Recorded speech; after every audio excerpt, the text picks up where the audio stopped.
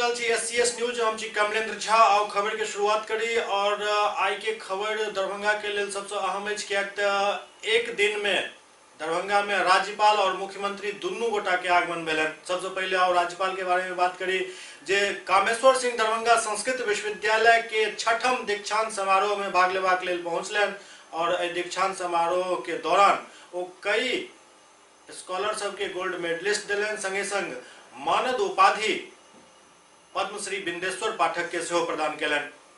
बिहार के राज्यपाल महामहिम लालजी टंडन आई दरभंगा के कामेश्वर सिंह दरभंगा संस्कृत विश्वविद्यालय प्रांगण में दीक्षांत समारोह में भाग लेबाक लेल पहुंचलन। 6म दीक्षांत समारोह के यादगार बनावे के लेल काफी भव्य तैयारी कैल गेल छल। एठम शिक्षा शास्त्र विभाग में समारोह के आयोजन कैल गेल छल। एहि समारोह में राज्यपाल श्री लालजी टंडन के अलावा बिहार के शिक्षा मंत्री और लोकल विधायक MLC समेत कई विश्वविद्यालय के वाइस चांसलर सेहो मौजूद छला। दीक्षांत समारोह के दौरान 4 व्यक्ति के मानद उपाधि मतलब डिलीट के उपाधि सेहो देल गेल, जाहि में पद्मश्री बिंदेश्वर पाठक सेहो शामिल छथि। कार्यक्रम के शुरुआत में कामेश्वर सिंह दरभंगा संस्कृत विश्वविद्यालय के vice chancellor professor Sarvanarayan Jha द्वारा आगत अतिथि सबके स्वागत कैल गेल और विश्वविद्यालय के बारे में पूरा विस्तृत ब्यौरा पेश कैल गेल। एहि के बाद शिक्षा मंत्री अपन उद्गार व्यक्त केलन। अंत में राज्यपाल महामहिम लालजी टंडन अपना संबोधन में पुरस्कार पावे वाला और उपाधि पावे वाला छात्र छात्रा सबके सबसे पहले शुभकामना दिलन और अपन संबोधन के बाद वो किछु बात कहलन, जाहि में वो कहलन जिनका जिनका ई उपाधि और पुरस्कार अखन भेटल हन उनका लेल आबी कर्तव्य बनैत अछि जे संस्कृत और संस्कृति के बढ़ावा दै के लेल एज ए ब्रांड एम्बेसडर वो काम करैत।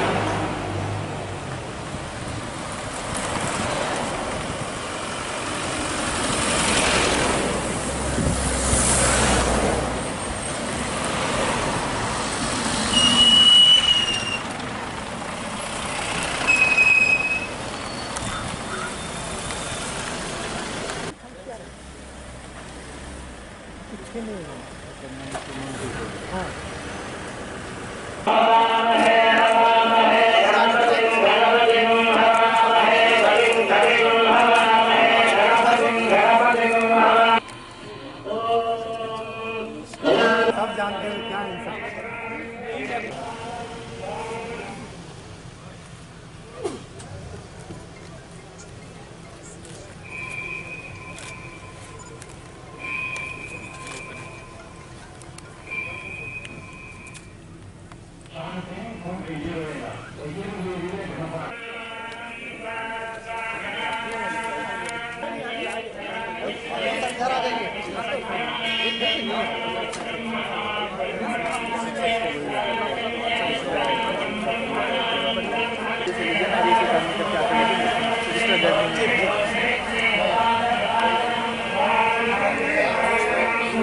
विनायक जय हे भारत भाग्य विधाता, पंजाब सिंध गुजरात मराठा द्राविड़ उत्कल बंगा, विंध्य हिमाचल यमुना गंगा उच्छल जल वितरंगा।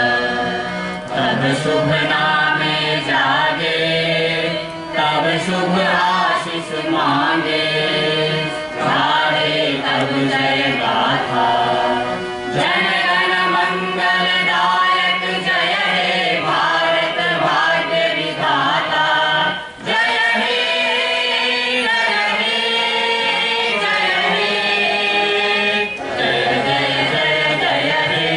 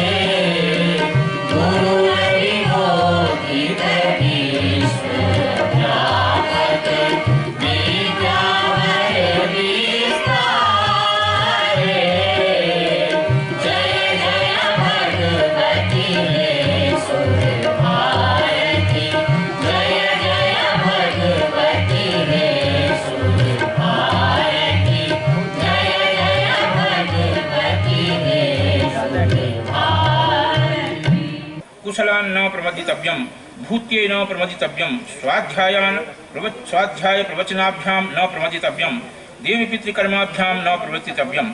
मातृदेवो भव, पितृदेवो भव, आचार्य देवो भव, अतिथि देवो भव। यानि अनवद्यानि कार्याणि तानि सेवितव्यानि, नो इतराणि। यानि अस्माकं सुचरितानि तानि तया उपस्यानि, नो इतराणि। ये के अस्मात् श्रेयांसु ब्राह्मणाः तेषां त्वया आर्षणेन प्रशंसितव्यं। श्रद्धया देयम्, अश्रद्धया अदेयं, श्रिया देयं, ह्रिया देयं, भिया देयं, संविदा देयम्। अथ यदि ते कर्मविचिकित्सा वा वृत्तिविचिकित्सा वा स्यात्, ये तत्र ब्राह्मणाः सम्मर्शिनः युक्ता आयुक्ताः अलुक्षाः धर्मकामाः स्युः, यथा ते तत्र वर्तेरन् तथा तत्र वर्तेथाः।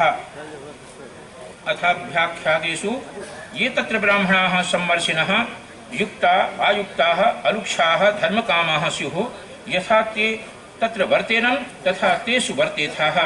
एष आदेशः, एष उपदेशः, एषा वेदोपनिषद, एतत् अनुशासनम् एवम् उपासितव्यम्, एवम् उचैतत् उपास्यम्।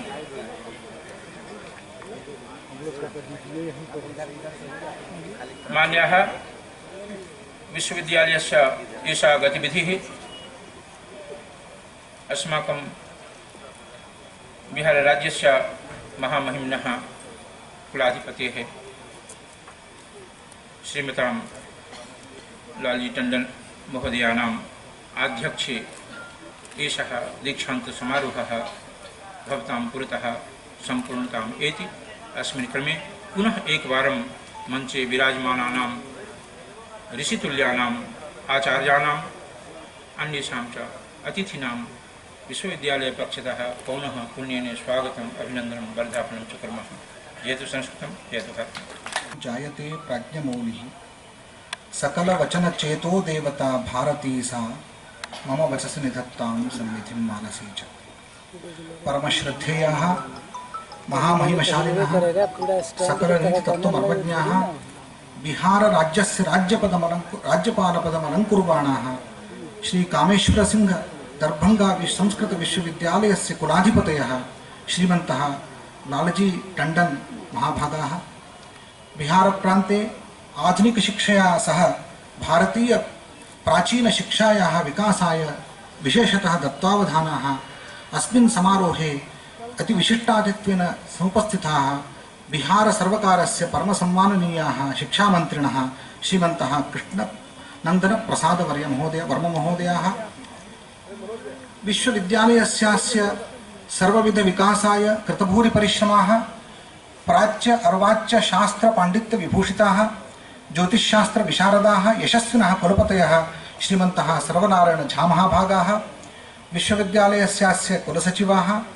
अधिषदः अभिषदः विद्वत्परिषदश्च सम्मान्याः सदस्याः समारोहेऽस्मिन् समुपस्थिताः विद्वद्वर्याः संकायाध्यक्षाः विभागाध्यक्षाः आचार्याः स्नातकाः छात्राश्च सर्वेभ्यः सादरं प्रणतिततयः शुभाशिषश्च। विश्वविश्रुत यशसः संस्कृत भाषा संवर्धन संपोषण निरतस्यास्य विश्वविद्यालयस्य षष्ठे दीक्षान्त समारोहे मुख्यातिथिरूपेण निमन्त्रणं सम्प्राप्य भवतां पुरस्तात् अतिसंक्षेपेण दीक्षान्त भाषणं विधातुं समुपस्थितोऽस्मि। कुलपतीनाम् अत्र भवतां समेषां परम प्रेमादर पात्रमहं सञ्जातः इति अधिकतरं मे भागधेयम्। विदर्भाणां मिथिलायाश्च अस्ति किञ्चित् वैशिष्ट्यं सम्बन्धश्च। मिथिलायां जनिता भगवतः रामचन्द्रस्य दाराः सीता मैथिली, विदर्भेषु कृष्णदाराः वैदर्भी रुक्मिणी। तिसृषु काव्यरीतिषु अन्यतमा वैदर्भी पाञ्चाली च। तदेवम् अनयोर्देशयोः राष्ट्रस्य इतिहासेषु निरन्तरम् अनितरसाधारणं स्थानं सम्पादितमस्ति इति अस्माकम् अभिमानस्य विषयः। संस्कृत एषा भाषा प्राचीनैः ऋषिभिः भारतीति व्यपदिष्टा। यथा महाराष्ट्राणां भाषा महाराष्ट्री, सौराष्ट्राणां सौराष्ट्री, मलयालयानां मलयाली, बंगानां बंगाली, मैथिलानां मैथिली तथा भारतानां भाषा भारती। यस्यां सूत्रे मणिगणाः इव अन्याः भाषाः मालाकारेण भारतमातरम् अलङ्कुर्वन्ति। सैषा भारती भारतीयसंस्कृतेः जीवातुभूता, राष्ट्रैक्यस्य सूत्ररूपा, निखिलभाषाणां पोषयित्री, धर्मस्य चोदयित्री, भारतभवितव्यस्य च विधात्री। एतस्याः संस्कृतशास्त्रदेवनद्याः अविच्छिन्नां परम्परां प्रवाहधारां धरतीयं मैथिलधरित्री, अतः मिथिलेयं निरन्तरं प्रशस्या उपास्या च। जाता सा यत्र सीता सरिदमलजला वाग्वती यत्र पुण्या, यत्र आस्ते सन्निधाने सुरनगरनदी, भैरवो यत्र लिंगम, मीमांसा न्याय वेदाध्ययन पटुतरैः पंडितैर्मण्डिताया, भूदेवो यत्र भूपो यजन वसुमती स्वस्ति में मैथिली भू। महामहिम राज्यपाल तथा बिहार के विश्वविद्यालयों के सम्मानित कुलाधिपति श्रद्धेय श्री लालजी टंडन महोदय जी, समारोह में मुख्य वक्ता के रूप में उपस्थित कवि कुलगुरु कालिदास विश्वविद्यालय रामटेक महाराष्ट्र के कुलगुरु कुलपति प्रोफेसर श्रीनिवास बरखेड़ी जी, इस विश्वविद्यालय के विद्वान कुलपति प्रोफेसर सर्वनारायण झा जी, विश्वविद्यालय के अधीक्षक, सीनेट अभिषेक सिंडिकेट तथा विद्वत परिषद के माननीय सदस्यगण, इस अवसर पर यहाँ उपस्थित माननीय विधायक श्री दिलीप चौधरी जी, श्री संजय सराबगी जी, मानद उपाधि प्राप्त करने वाले सब स्वनाम धन्य समाजसेवी पद्म भूषण डॉक्टर विंदेश्वर पाठक जी, आमंत्रित अतिथिगण, शिक्षक बंधु, छात्रगण, पदाधिकारीगण, कर्मचारीगण तथा मीडिया के कर्मी साथियों, सर्वप्रथम मैं सुप्रसिद्ध मिथिला की पवित्र भूमि में स्थापित बिहार राज्य के एकमात्र संस्कृत विश्वविद्यालय द्वारा आयोजित इस वार्षिक दीक्षांत समारोह में उपस्थित आप सभी विद्वान जनों का हार्दिक अभिनंदन करता हूं। मैं आभारी हूं बिहार प्रांत के महामहिम राज्यपाल सह इस विश्वविद्यालय के कुलाधिपति परम सम्मानीय श्री लालजी टंडन महोदय एवं विश्वविद्यालय के कुलपति प्रोफेसर सर्वनारायण झा जी का, जिन्होंने मुझे भी दीक्षांत समारोह में आमंत्रित किया है और फलस्वरूप मैं आपके समक्ष उपस्थित हूँ।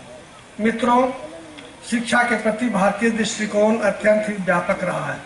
भारतीय चिंतकों, दार्शनिकों एवं शिक्षा शास्त्रियों ने शिक्षा को समग्र जीवन एवं चरित्र निर्माण का साधन माना है। फलतः भारतीय विचारानुसार शिक्षा एक ऐसा पवित्रतम साधन है जिसके माध्यम से मानव अपने सांसारिक एवं परलौकिक हित के संपादन करता है। आधुनिक भारतीय शिक्षा शास्त्रियों ने भी शिक्षा के आध्यात्मिक पक्ष पर विशेष बल दिया है।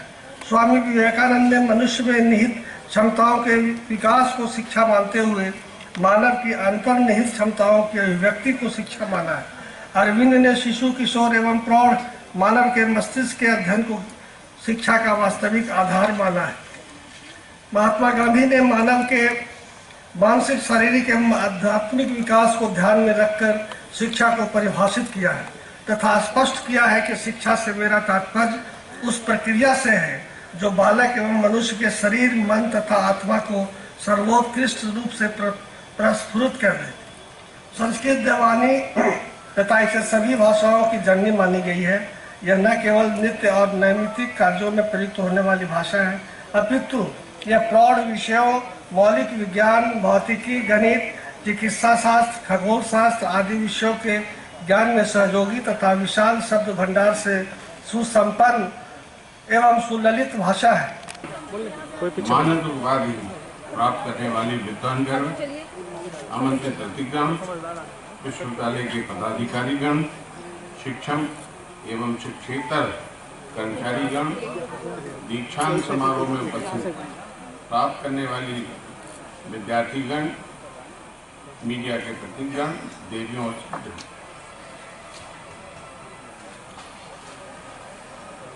ऐतिहासिक, सांस्कृतिक एवं ज्ञान विज्ञान की दृष्टि से समृद्ध इस मिथिला की पावन भूमि में आयोजित कामेश्वर सिंह दरभंगा संस्कृत विश्वविद्यालय के इस छठे वार्षिक दीक्षांत समारोह में आकर मैं अत्यंत प्रसन्न हूँ। उपाधि प्राप्तता विद्यार्थियों के लिए आज का दिन उनके जीवन का स्वर्णिम अवसर है, क्योंकि आज वो अपनी तपस्या और परिश्रम का मधुर फल प्राप्त कर रहे हैं। आज का दिन न केवल छात्र छात्राओं के लिए अपितु उनके माता पिता, अभिभावकों एवं गुरुजनों के लिए भी महत्वपूर्ण है। मैं उपाधि प्राप्त करता स्नातकों को उज्जवल भविष्य की मंगल कामना तथा आशा करता हूँ इस छात्र प्राप्त विश्वविद्यालय से प्राप्त ज्ञान का उपयोग आप न केवल अपने जीवन, अपने समस्त समाज को सुदृढ़ एवं सबल बनाने के लिए करेंगे। भारतवर्ष की विश्व प्रसिद्ध सभ्यता, संस्कृति, आदर्श, जीवन मूलतः संस्कृत भाषा साहित्य में समाहित है। अनेक भाषाओं की जननी संस्कृत भाषा पर्याप्त शब्द भंडार से युक्त प्राचीनतम भाषा है। ज्ञान विज्ञान के अपरिमित विषय संस्कृत साहित्य में विद्यमान है। विशेषकर दो अनुपम महाकाव्य रामायण और महाभारत संस्कृत के साहित्य नहीं विश्व साहित्य में अद्वितीय है।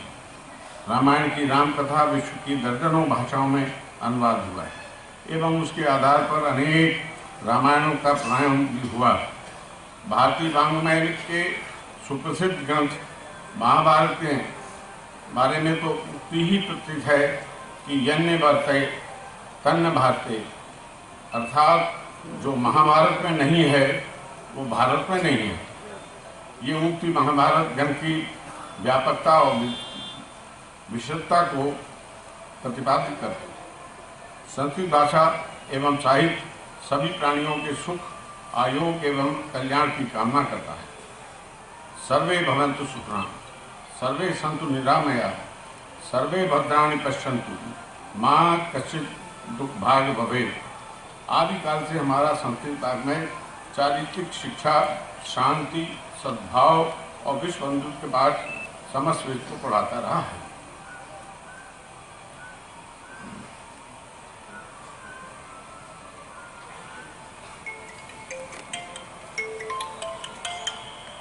वेदों, उपनिषदों, दर्शनों, पुराणों एवं धर्मशास्त्रों ने जीवन यापन का एक ऐसा आदर्श मार्ग स्थापित किया जो दूसरों के जीवन यापन में सहभागी होकर स्वयं एवं समाज की प्रगति में पूरी सहायता करने में सक्षम है। मातृदेवो भव, पितृदेवो भव, आचार्य देवो भव, अतिथि देवो भव तथा आचार परमो धर्म एवं आत्मवत सर्वभूतेश या पश्चात सा पंडिता जैसे वाक्यों में जहाँ मानव के अधिकार और कर्तव्यों की रक्षा के सहायक हैं, वहीं मानव मात्र की चारित्रिक विकास में भी इनका महत्व है। आवश्यक है हम संस्कृत साहित्य के इन आदर्शों वाक्यों का समावेश प्रारंभिक कक्षा और पाठ्यग्रंथों में करते हुए बालकों को नैतिक शिक्षा दें। संस्कृत भाषा एवं साहित्य ज्ञान के बिना भारतीय संस्कृति और ज्ञान संपदा से परिचित नहीं हुआ जा सकता। ज्ञान विज्ञान के विभिन्न विषय में जो अध्ययन हुए हैं उनमें जो साहित्य रचा गया है उसकी भाषा संस्कृत है। संस्कृत के ज्ञान के अभाव में हम न तो भारतीय सांस्कृतिक समृद्धि और विपुल ज्ञान संपदा से परिचित हो पाएंगे और ना ही अपने राष्ट्र को सांस्कृतिक एकात्मा को सुरक्षित कर पाएंगे। लोगों को अपने परिवार के सदस्य की भांति समझने की मान्यता है। वसुधैव कुटुम्बकम्, ये अवधारणा इस बात पर आधारित है कि हम परोपकार को सबसे बड़ा पुण्य और परपिण्य को सबसे बड़ा पाप या धर्म मानते हैं। हमारा राष्ट्र प्रेम विश्व बंधुत्व की राह में बाधक नहीं बने बल्कि साधक बनकर सबके सामने आया है और ये सारी विरासतें और नैतिकता हमें संस्कृत भाषा और साहित्य के माध्यम से प्राप्त होती है। वैज्ञानिक विकास की प्रक्रिया में संस्कृत की विपुल ज्ञान संपदा का बहुत बड़ा योगदान है। असाध्य रोगों में भी आयुर्वेद चिकित्सा पद्धति की उपयोगिता और सफलता, आर्यभट्ट द्वारा शून्य की खोज, अणु और परमाणु की परिकल्पना, शल्य चिकित्सा के जनक के रूप में सुश्रुत की लोक प्रसिद्ध, ये सब कुछ ऐसी गौरवशाली बातें हैं जिनसे संस्कृत भाषा, साहित्य, ज्ञान संपदा और विरासत को असाधारण और अद्वितीयता का परिचय मिलता है। वस्तुतः जगत गुरु के रूप में अगर हमें भारत को पुनः प्रतिष्ठित करना है तो संस्कृत भाषा साहित्य की सी समृद्धि बढ़ानी ही पड़ेगी। ये समय की मांग है और भारतीय संस्कृति के पुनर्जागरण और पुनः प्रतिष्ठिता हेतु एक गौरवशाली सार्थक अभियान में मुझे बताया गया है कि कामेश्वर सिंह दरभंगा संस्कृत विश्वविद्यालय अधिनियम 1960 के द्वारा स्थापित ये विश्वविद्यालय महाराजा ध्यान कामेश्वर सिंह जी की अपूर्व दानशीलता एवं उनके संक्षिप्त शिक्षा प्रेम का जीता जागता उदाहरण है।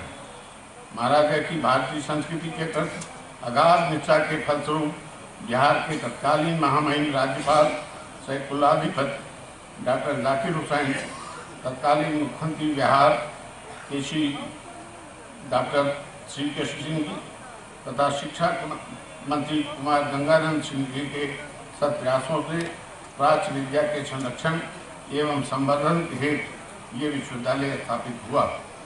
संप्रति ये विश्वविद्यालय बिहार राज्य विश्वविद्यालय अधिनियम 1976 के अधीन ही है।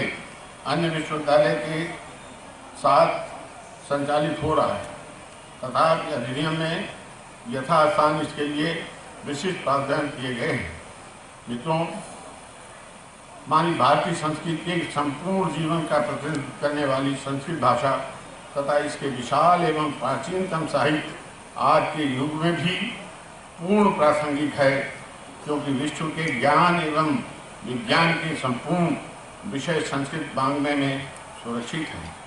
संस्कृत के वैदिक साहित्य, पुराण साहित्य, रामायण महाभारत आदि ग्रंथ एक और जहाँ वैज्ञानिकों को नई खोज में सहायता करने में सक्षम है, वहीं परवर्ती साहित्य सर्जना में भी इनका अमूल्य योगदान है। भारत की एकता एवं अखंडता को कायम रखने के वाले सद्विचार इस भाषा की एकदम साहित्य में सर्वत्र विद्यमान है, जिनका स्मरण एवं मनन कर हम पूरे विश्व शांति दूत के रूप में पुनः अपनी प्रतिष्ठा अर्जित कर सकते हैं। काशी के साथ साथ मिथिला की धरती भी संस्कृत शिक्षा का एक प्रमुख केंद्र रही है। महाराजा धीराज कामेश्वर सिंह जी ने इस विश्वविद्यालय को संस्कृत शिक्षा के एक मुख्य केंद्र के रूप में प्रतिष्ठित करने का सपना देखा था। मुझे विश्वास है कि ये विश्वविद्यालय भारत की एकता, अखंडता, सामाजिक संस्कृति और सामाजिक समरसता को विकसित करता हुआ संस्कृत वाङ्मय की समृद्धि और सारस्वत महाअभियान में एक अपूर्व भूमिका निभाएगा। आज के दीक्षांत समारोह के दौरान जिन विद्यार्थियों को उपाधियां प्रदान की गई हैं, उन सबके उज्जवल भविष्य की मैं मंगल कामना करता हूँ।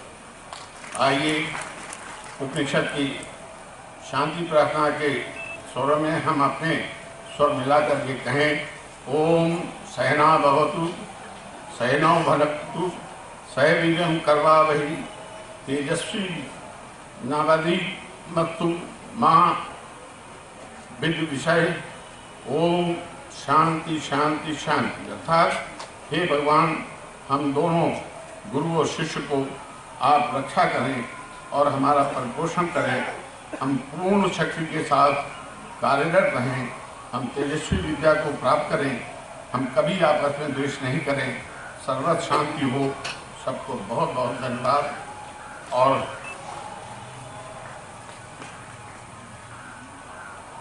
जो आज उपाधि प्राप्त किए, ये किसी विश्वविद्यालय के छात्र नहीं, बल्कि आप सब एक मिशनरी बनकर जा रहे हैं। जो हमारी सांस्कृतिक विरासत है, जिसका क्योंकि वो नष्ट हो चुकी है, लेकिन जो भी अभी बची है वो संस्कृत में ही है। तो आप अपने पूर्वजों के उस तपस्या का सुरक्षित रखें, ये आपका कर्तव्य है।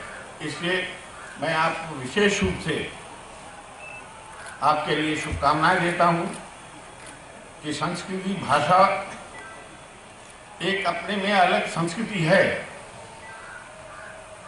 आप उसको अंगीकार करेंगे तो आज दुनिया में जो भी ज्ञान विज्ञान है आप देखेंगे कि वो उसकी शुरुआत आपके ही वाङ्मय में मौजूद है, वेदों में मौजूद है, पुराणों में मौजूद है, और वो सब संस्कृत में है। तो वो संस्कृत पे दूसरी भाषाओं में जाकर दुनिया में लोगों ने उसका कितना लाभ उठाया कि आज जब दुनिया अणु और परमाणु शब्द तो जानती नहीं थी, तब वेदों में सबसे पहले अणु और परमाणु ये दो शब्द आए। अगर उनको ज्ञान नहीं था तो कैसे आया? तो हजारों साल से जो ज्ञान की परंपरा हमारी रही है उसका माध्यम संस्कृत रहा है। आप सब केवल उसके छात्र नहीं बल्कि एक उसकी रक्षक के रूप में समाज में सेवा करेंगे। मेरी शुभकामना है। बहुत बहुत आभार।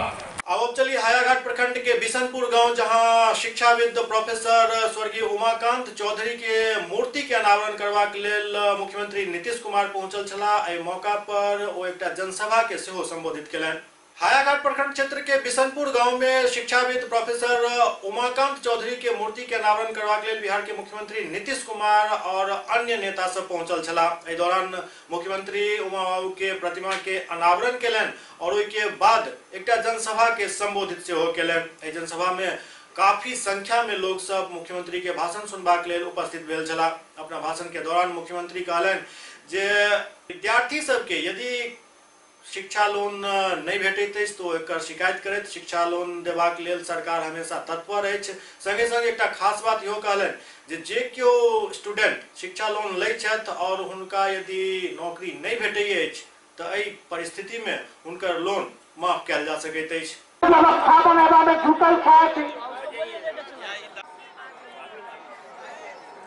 सहभागी है गांव में जते बच्चे जते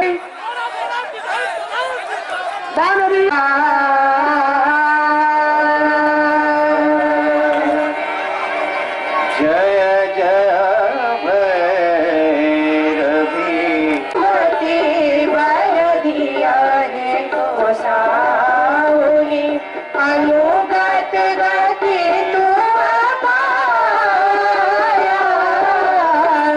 जय जय भैरवी असुर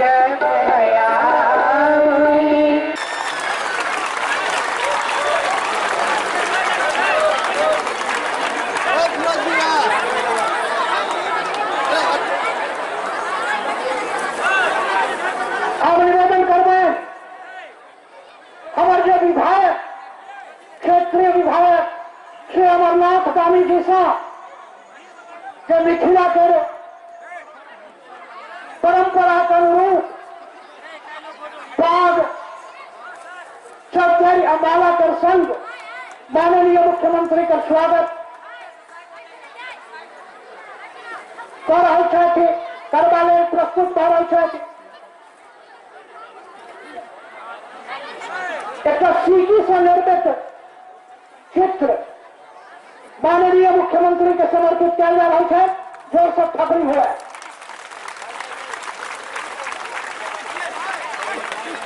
क्षेत्रीय विधायक माननीय अमरनाथ दानी जी मिथिला कर परंपरा के अनुरूप स्वागत अभिनंदन कर रहे थे।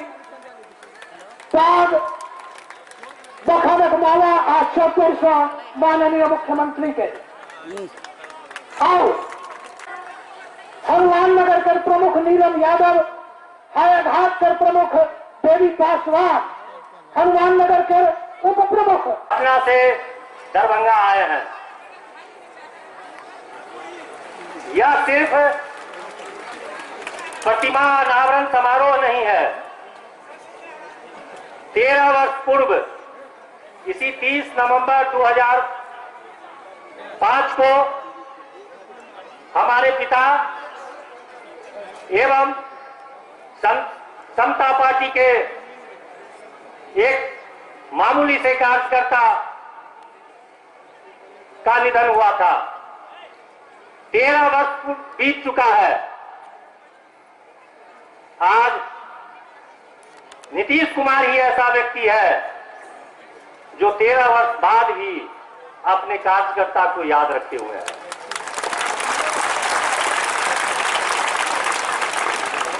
सामान्यतया कोई भी नेता सत्ता में आने के बाद अपने कार्यकर्ता को भूल जाते हैं, लेकिन नीतीश कुमार ही ऐसा शख्सियत है जो किसी को इस दुनिया में चले जाने के बाद भी वे 13 वर्षों के बाद भी याद रखे हुए हैं। मैं उस शख्सियत का आज इस धरती पर दूसरी बार आने के लिए मैं उनका स्वागत करता हूं। मैं स्वागत करता हूं वैसे व्यक्ति का राजा राम मोहन राय के बाद समाज सुधारक कोई भी व्यक्ति नहीं हुआ था। सामान्यतया व्यक्ति वोट के लिए राजनीति करते हैं। अपनी पहचान छोड़ के गए आदरणीय उमाकांत चौधरी जी का मूर्ति अनावरण समारोह में उपस्थित और उद्घाटन करने वाले बिहार के जन जन के नेता, बिहार के स्वाभिमान, बिहार का गौरव बढ़ाने वाले पूरे देश में आदरणीय श्री नीतीश कुमार जी, मंच पर उपस्थित विधान पार्षद भाई विनोद चौधरी जी एवं आज के कर्ता धर्ता भाई अजय चौधरी जी, जिनके सौजन्य से, जिनके मेहनत से आज महान व्यक्तित्व उमा बाबू का जो मूर्ति अनावरण कराने का काम किए, मैं इनके पूरे परिवार को मैं धन्यवाद देना चाहता हूं। और जो हमारे समता पार्टी के फाउंडर मेंबर भी थे उमा बाबू, साथियों आज बड़ी खुशी हो रही है कि अपने पार्टी के कोई भी व्यक्ति, कोई भी साधारण साधना सा कार्यकर्ता का सुख दुख में जब आदरणीय नेता नीतीश कुमार जी के मालूम होता है तो वहां पहुंचने का काम करते हैं। यह सबसे बड़ी गौरव की बात होती है। 95 से जो उनके विचार हुआ करते थे, मैं कितनी बार आया हूं,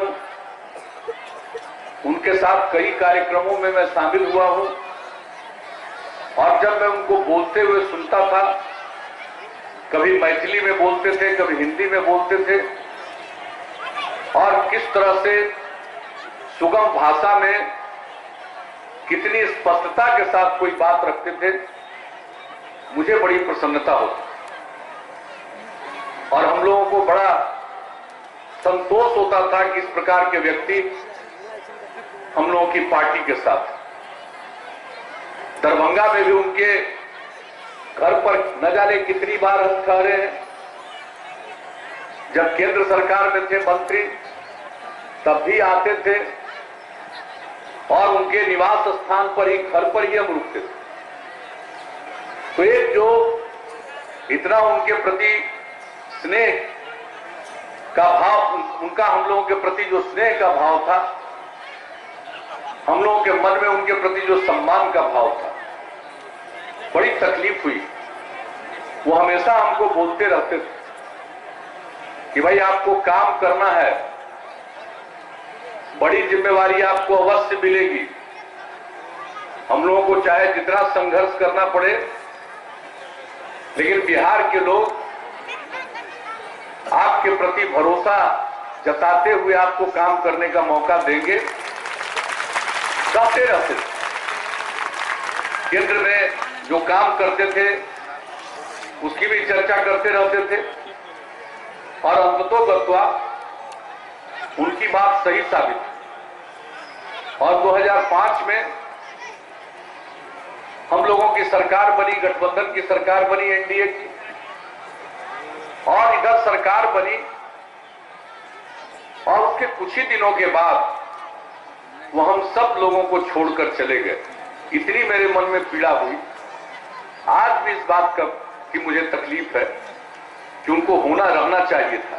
अगर वो रहते तो बहुत सारे सुझाव दे सकते थे और उनके मन में हिंदू मुस्लिम सब के प्रति समान रूप से समान सम्मान का भाव, कोई किसी भी जाति समुदाय के हो, सबके प्रति उनके मन में प्रेम का भाव रखता था, और ये सबसे बड़ी चीज है।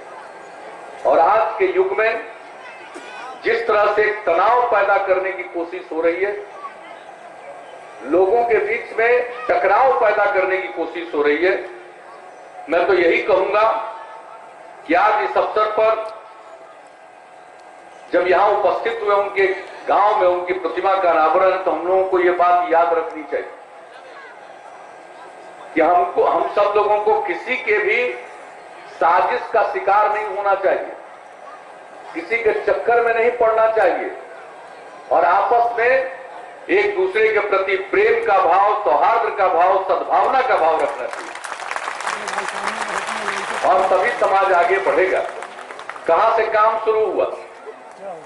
अभी पूरी बात अजय जी बोल रहे थे, तो हम लोगों ने पहली योजना चलाई मिडिल स्कूल की लड़कियों के लिए, मध्य विद्यालय की लड़कियों के लिए पोशाक की योजना, और उसका क्या अंजाम हुआ? कितनी बड़ी संख्या में लड़कियां स्कूल जाने लगी। और जब मुझको लगा कि सिर्फ मिडिल स्कूल तक पढ़ाएंगे, 8वीं कक्षा तक पढ़ाएंगे, लड़कियों को कम से कम मैट्रिक तक पढ़ना चाहिए, और उसके बाद लड़कियां हाई स्कूल पढ़ने के लिए जाए, दूर दूर में है, कैसे जाएंगे?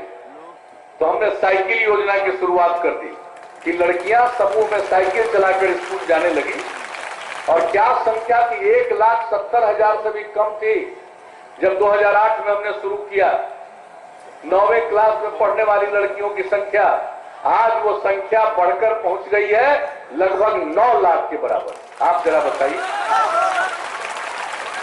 और यही नहीं, जिस तरह से जब लड़कियां साइकिल चलाकर जाने लगी स्कूल, लोगों की मानसिकता में कितना बड़ा बदलाव आया। कोई कल्पना करता था कि लड़की साइकिल चलाएगी?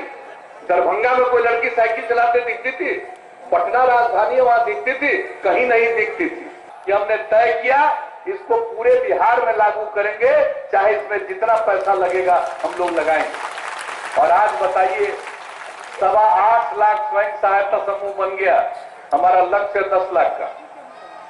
90 लाख से भी ज्यादा परिवार अब स्वयं सहायता समूह से जुड़ गया।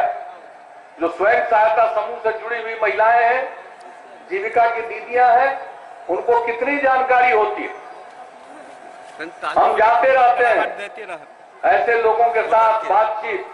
हम गया में बातचीत कर रहे थे स्वयं सहायता समूह की दीदियों के साथ। मुझे इतनी खुशी हुई कि बैंक के बारे में जितना फर्राटे के साथ वो बोल रही थी, हमने कहा पढ़े लिखे लोगों को भी इतना मालूम नहीं है बैंक की व्यवस्था के बारे में।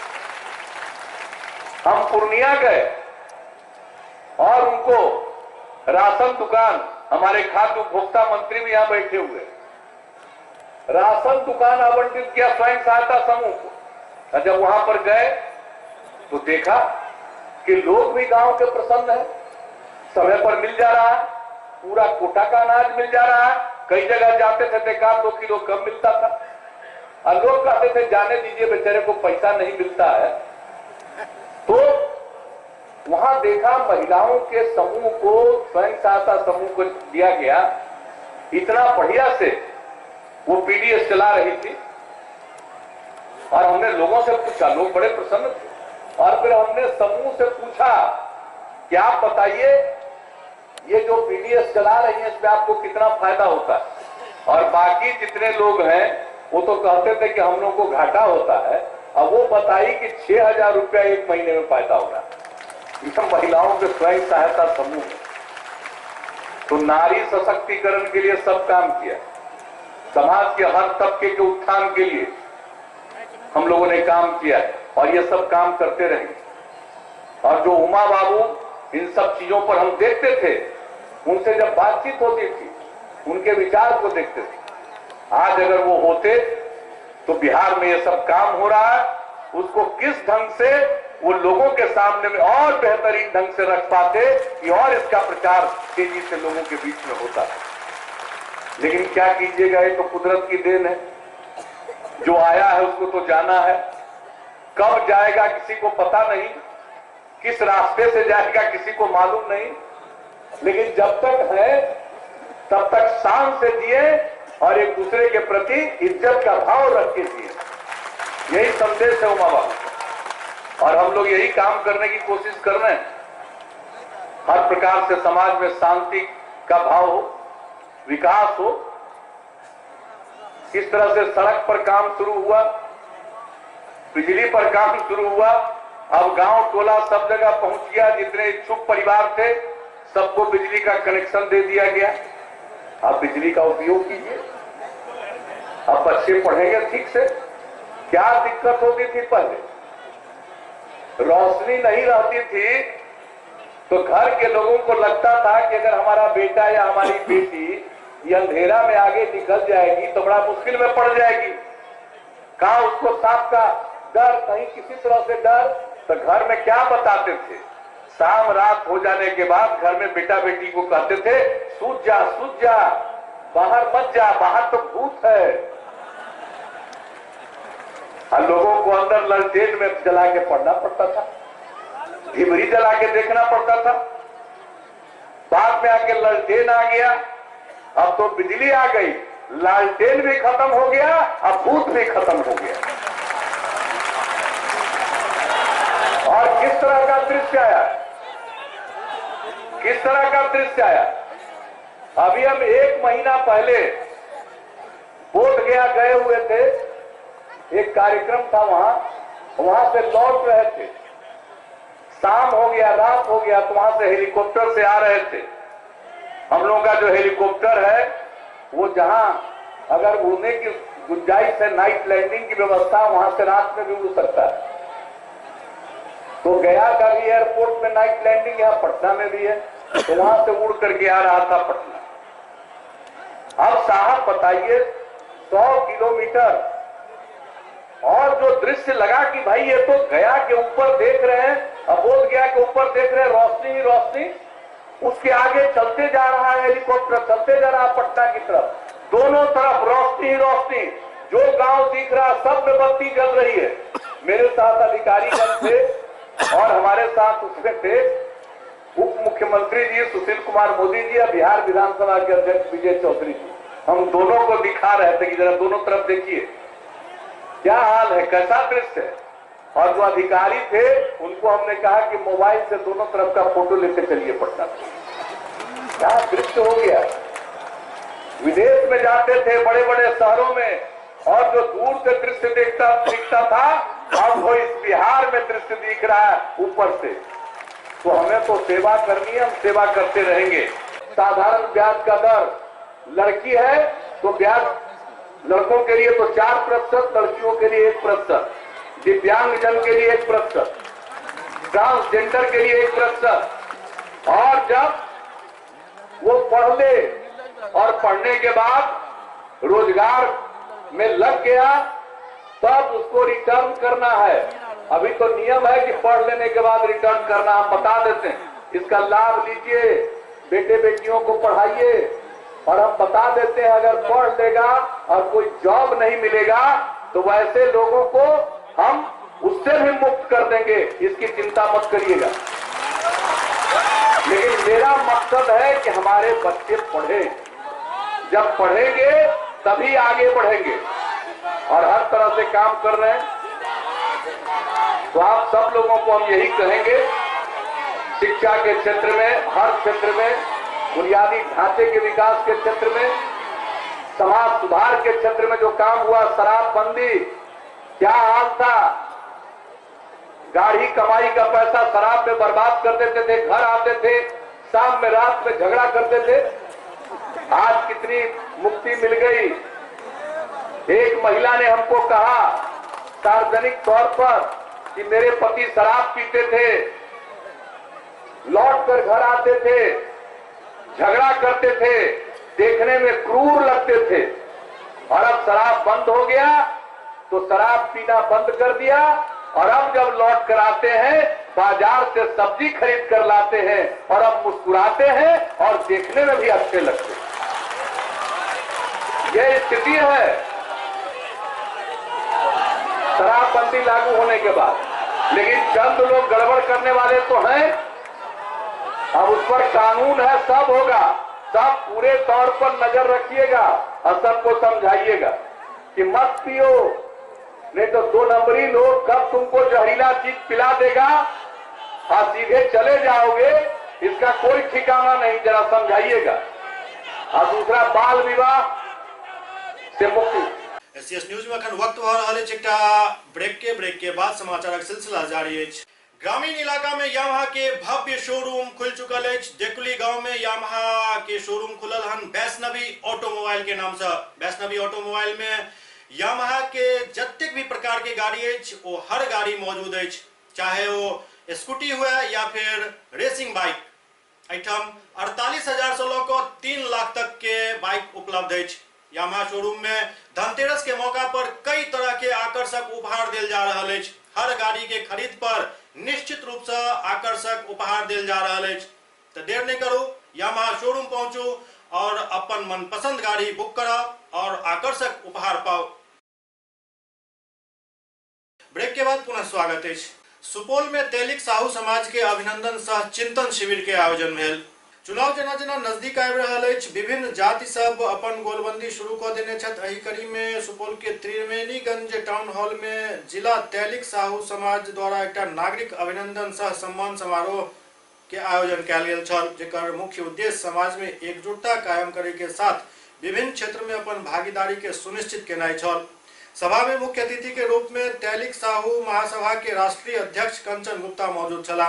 एहि मौका पर ओ कहलनि जे 29 नवंबर के पटना में होय वाला मां कर्माबाई जयंती एवं युवा महोत्सव के सफल बनाबे में तेलिक साहू समाज अपन भूमिका अदा करत। इस कार्यक्रम का मुख्य उद्देश्य है कि 29 नवंबर 2018 को श्री कृष्ण मेमोरियल हॉल पटना के में जो है एक मां कर्मा जयंती और युवा महोत्सव का आयोजन किया गया है। उसके लिए मैं लोगों को आमंत्रण देने आई हूँ और उस कार्यक्रम का मुख्य उद्देश्य है कि लगातार हो रही हमारी राजनीतिक हकमारी के खिलाफ हम लोग गोलबंद होंगे, चट्टानी एकता का प्रदर्शन करेंगे और अपने आवाज को बुलंद करेंगे। आज के कार्यक्रम में विशेष तौर पर युवाओं के बीच में राजनीतिक चेतना जो है वो कैसे बढ़े और हम लोगों ने चिंतन शिविर रखा और निश्चित तौर पर आज हमारा युवा जो तेली समाज का है वो राजनीति के प्रति तेजी से आकर्षित होगा, लेकिन उसको ये नहीं पता है कि राजनीति के उच्च शिखर पर कैसे पहुंचा जाए। तो आज एक तरीके से हम लोगों ने एक कार्यशाला भी रखी जिसमें युवाओं को भविष्य में कैसे राजनीति के उच्च शिखर पर पहुंच सकते हैं, कैसे नरेंद्र मोदी और रघुवर दास जो हमारे समाज के आइकॉन है उनके जैसा हम कैसे राजनीतिक में उच्च शिखर पर पहुंचे, उसी पर एक थोड़ी परिचर्चा हो। ये आज का बैठक का एक ही उद्देश्य है कि समाज के लोगों में राजनीतिक चेतना पैदा करना। आज हमारे लोगों पर पूरे बिहार में अपराधियों का तो पहले भी सॉफ्ट टारगेट रहा है तेली समाज, आज भी सॉफ्ट टारगेट, चाहे राजनीतिक दल के लोग हैं, चाहे सरकारी पदाधिकारी हो, चाहे अपराधी हो, उसका पहला शिकार हमारा तेली समाज बनता है। इसलिए हम अपने तेली समाज के लोगों को एकजुट करने के लिए आज के बैठक में, आज के कार्यक्रम में आए हैं और ये संदेश देने के लिए आए हैं कि आप राजनीति के प्रति भी अपना रुझान बढ़ाएं और एकजुट होकर जो दल आपको सम्मान दे उसको आप अपनी वोट से उसको जिताइए, उसको मजबूत कीजिए, तब आपका सम्मान, तब आपका इज्जत बढ़ेगा। यूनेस्को क्लब दरभंगा सिटी द्वारा हर वर्ष के भांति अहू बेर राधा कृष्ण नृत्य प्रतियोगिता के आयोजन 21 नवंबर के DMCH ऑडिटोरियम में हुआ जा रहा है। UNESCO club of Darbhanga city हर वर्ष के भांति एहि वर्ष से हो राधा कृष्ण नृत्य प्रतियोगिता के आयोजन DMCH ऑडिटोरियम में करा जा रहा है। 21 नवंबर के होने वाला कार्यक्रम में मुख्य अतिथि DMCH के अधीक्षक RR प्रसाद और HN झा हेता। इस बारे में विस्तृत जानकारी दिलन प्रोफेसर ब्रजमोहन मिश्र। कार्यक्रम तो करीब करीब 25 वर्षों से होता आ रहा है और हम अपने पुराने कल्चर को बच्चों के बीच रखने के लिए यह आयोजन करते आए हैं। इसमें छोटे छोटे बच्चे पार्टिसिपेट करते हैं। प्रतियोगिता का शीर्षक है राधा कृष्ण नृत्य सज्जा। उनके आधार पर, राधा कृष्ण के वेशभूषा के आधार पर डांस प्रोग्राम। इसमें 2 कैटेगरी के बच्चे होते हैं, ग्रुप ए में हायर क्लास के बच्चे और ग्रुप बी में लोअर क्लास के बच्चे। दोनों के लिए जजेज बाहर से आते हैं, जिसमें हम लोग क्लब से किसी को जज में नहीं रखते हैं। बाहर से लोग आते हैं, वो जो जजमेंट देते हैं उसके आधार पर हम उनको पारितोषिक देते हैं, सर्टिफिकेट देते हैं, मेडल्स देते हैं। और उस स्कूल से जो टीचर आए रहते हैं उनको भी हम लोग इनाम देते हैं। साथ ही सबों के लिए नाश्ते की व्यवस्था रहती है। और यह आयोजन इस अन्य वर्षों की भांति इस बार भी दरभंगा मेडिकल कॉलेज के ऑडिटोरियम में होना है। इस कार्यक्रम के मुख्य अतिथि होंगे डॉक्टर राजेंद्र प्रसाद, जो अभी यहाँ सिविल सर्जन हैं, और उद्घाटन करता होंगे उसी कॉलेज के प्रिंसिपल डॉक्टर एच.एन. झा। तो हम लोगों ने कहा है बच्चों को आने के लिए 9 बजे, ताकि जाड़े का समय है, हम 1:30-2 बजे तक छोड़ सकें उसको। दूसरी बात, यह होना चाहिए था कृष्णाष्टमी से 2-4 दिन पहले, लेकिन आपको याद होगा कि बहुत वर्षा हुई, पूरा टाउन भरा हुआ था उस समय, तो यह अरेंज करना बहुत डिफिकल्ट था। इसीलिए हम लोग टाइम को थोड़ा सा बढ़ाए और बढ़ते बढ़ते संयोग से कल 21 नवंबर को फिक्स किया गया। इसी में सारे यूनेस्को क्लब के लोग रहे हैं, सेक्रेटरी साहब हमारे सारे प्रेस वाले को इनवाइट किए हैं। यही कार्यक्रम है कल का। दरभंगा रेलवे स्टेशन के आसपास रेस्ट हाउस के काफी कमी छल। अब करीब में एक नया रेस्ट हाउस दरभंगा स्टेशन के ठीक सामने नारायण रेस्ट हाउस के नाम से खुलल, जकर उद्घाटन मेयर बैजंती देवी खेड़िया फीता काट कर केलन।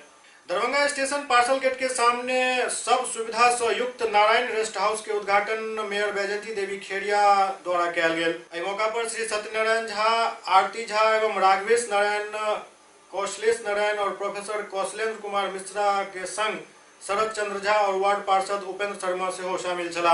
रेस्ट हाउस के प्रोपराइटर राघवेश नारायण बतौलन जे एठम 12 कमरा रेस्ट हाउस में, जाहि में 4 कमरा ACH और 8 कमरा नॉन ACH।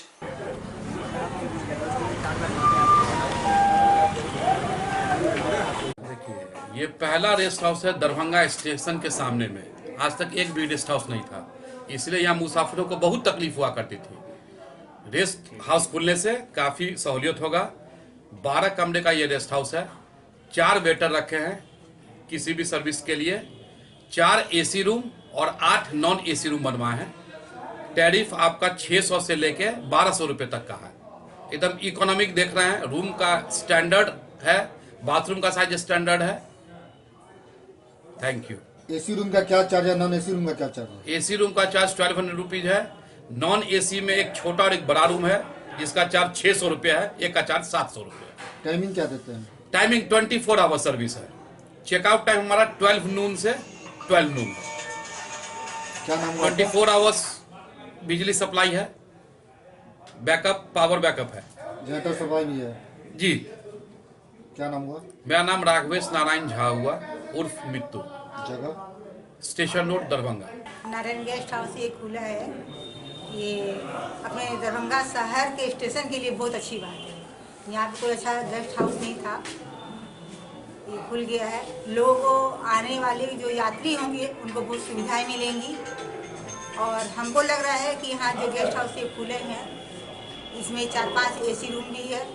जो लोग AC रूम में ठहरना चाहे वो AC रूम में ठहरेंगे, जो नॉन AC वाले होंगे वो उसमें ठहरेंगे। सुविधा सारी इसमें दी जा रही है, ये हम लोग के लिए बहुत अच्छी बात है।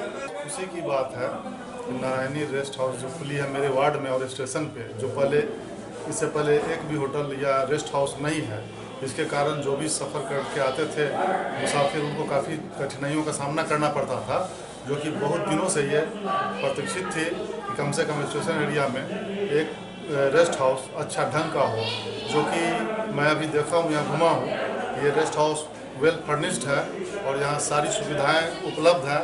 और मैंने ये 24 आवर जो है यहाँ पे सेवा उपलब्ध रहेगी। यात्री कभी भी आएंगे स्टेशन से तो यहाँ पे उनको ठहरने का जो सुलभ मौका मिलेगा, जो कि पहले यहाँ उतरने के बाद उनको शहर के अंदर जाना पड़ता था और उनको होटल कहीं मिलता था नहीं मिलता था, सवारी की दिक्कत होती थी, बीच रास्ते में कभी खतरों का भी सामना मैंने छीन छोड़ का भी करना पड़ता था।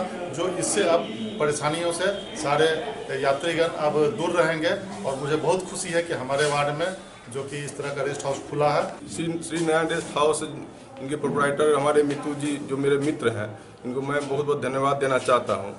यहाँ कुछ एक साल पहले इनका एक मार्केट, इसी के नीचे मार्केट खुला, जिसमें हम लोग आए थे और इसके बाद इनको और हम लोगों ने ये महसूस किया कि यहाँ पर एक रेस्ट हाउस की बहुत ज़रूरत है, जो यहाँ से कुछ ही दूर, जैसे टावर हुआ, जैसे दोनों तरफ लोगों को जाना पड़ता था। यहाँ लॉ एंड ऑर्डर की कोई समस्या नहीं है, फिर भी बाहर के लोग आशंकित रहते थे। तो इस चीज़ से लोगों को निजात मिला है। स्टेशन के ठीक सामने ये श्रीनगर रेस्ट हाउस है, अच्छी सुविधा है, अच्छा खुला है, AC का व्यवस्था भी है और अच्छी प्रबंधक है। मैं इनको बहुत बहुत शुभकामना देता हूँ कि यहाँ के जो भी यात्री आवे यहाँ से सुरक्षा और सुविधा लेकर जाएं। जो SCS न्यूज के अंक में अखंडितवा अगला अंक में फिर किछु और समाचार संग उपस्थित है। तब तक अपने सब देखते रहो SCS न्यूज। नमस्कार।